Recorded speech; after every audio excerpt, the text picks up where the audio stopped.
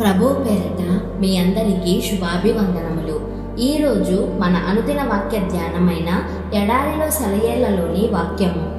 మగ్దలేనే మరియయు వేరొక మరియయు అక్కడనే సమాధికి ఎదురుగా కూర్చుండి ఉండిరి. మత్తయి సువార్త 27వ అధ్యాయము 61వ వచనము. విచారం అన్నది ఎంత అర్థం లేని విషయం. అది నేర్చుకోదు, తెలుసుకోదు, కనీసం ప్రయత్నించదు. ఈ మరియలిద్దరూ కుమిలిపోతూ ప్రభు సమాధి ద్వారం దగ్గర కూర్చుని ఉన్నప్పుడు ఇప్పటిదాకా పునరుద్ధాన ఉత్సవాలతో జయర్బాటంతో గడిచిన ఈ 2000 సంవత్సరాల గురించి వాళ్ళకేమైనా తెలుసా? మా ప్రభు వెళ్ళిపోయాడన్న ధ్యాసే గాని దాని వెనుక ఉన్న పరమార్థాన్ని ఏమన్నా గ్రహించారా? వాళ్ళకి దుఃఖ కారణమైన క్రీస్తు మరణం ద్వారానే మనందరి విమోచన కారణమైన జయశీలి క్రీస్తు లేచాడు. లెక్కలేనన్ని హృదయాల అంగలార్పులో నుండి పునరుద్ధానం చిగురించింది. అయితే శోకోపాహతులైన ఆ స్త్రీలు మరణ బీజాన్నే చూస్తున్నారు గాని శాఖోపశాఖలుగా విస్తరించనున్న పునరుద్ధానపు మొలకను గమనించడం లేదు. తాము ఏ సంఘటనను తమ ప్రభు అంతిమ శ్వాసగా భావించారో ఆ సంఘటనే లోకాధిపతిగా ఆయన అభిషేకానికి నాంది అని గ్రహించడం లేదు.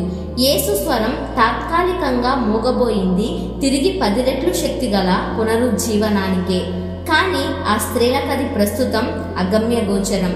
విలపించారు, ఏడ్చారు, నీరసించి తిరిగి వెళ్లారు. మళ్లీ వాళ్ళ హృదయాలు కుదుటబడక తిరిగి సమాధి దగ్గరికి వచ్చారు. అయితే సమాధి సమాధే. సమాధికి స్వరం లేదు, తేజస్సు లేదు. మన జీవితాల్లోనూ ఇది అంతే. మనమంతా వనంలో సమాధి నానుకొని దిగాలు పడి కూర్చుంటూ ఉంటాము. ఈ దుఃఖానికి ఉపశమనం లేదు. ఈ దుఃఖంలో ఏ ప్రయోజనమూ లేదు. దీని ద్వారా నాకు చేకూరే లాభమేమీ లేదు అనుకుంటూ ఉంటాము. కానీ మన లోతైన దుఃఖం వెనుక, అతి భయంకరమైన ఆపద వెనుక క్రీస్తు నిద్రిస్తూ ఉంటాడు తన సమాధిలో విజేతగా తిరిగి లేవడానికి. చావు పొంచి ఉంది అని మనం అనుకునే చోట మన రక్షకుడు వేచి ఉంటాడు. ఆశలు ఎండిపోయిన తావుల్లో ఫలభరితమైన ప్రారంభం ఎదురు చూస్తుంటుంది. పేరుకుపోయిన కారు చీకటిలో తిరిగి మరెన్నటికీ అస్తమించని చిరుకాంతి కిరణం తళుక్కుమంటుంది.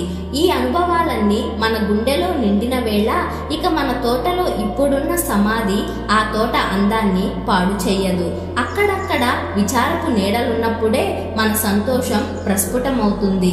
దేవుడు స్థాపించిన ఉల్లాసపు దీపస్తంభాల వల్ల మన విచారపు క్రీనీడలు కూడా అందంగానే కనిపిస్తాయి. ఆ నీడల్లో పూసిన పూలు ఇంపుగా కనిపించకపోవచ్చు. వాటిని కోసి మాల కట్టడానికి మనకు ఇష్టం లేకపోవచ్చు. కానీ అవి ఆత్మపుష్పాలు. ప్రేమ, ఆశ, విశ్వాసం, శాంతి, సంతోషాలు. ప్రతి క్రైస్తవుడి అంతరంగంలోనూ ఉన్న విచారపు సమాధి చుట్టూ వికసించే పరిమళ సుమాలు ఇవి. శోకాల కాలిబాట క్రీస్తు విశ్రమించిన చోట. గులాబీలు పూయవు ఈ తోట, ఇది ముళ్లబాట. పరలోక దీవెనల గరికపూలు వికసించాలంటే ఈ చోటే మేలు. ఈ బాటలో సిలువ మోసిన వాడు రాకుమారుడవుతాడు ముందునాడు.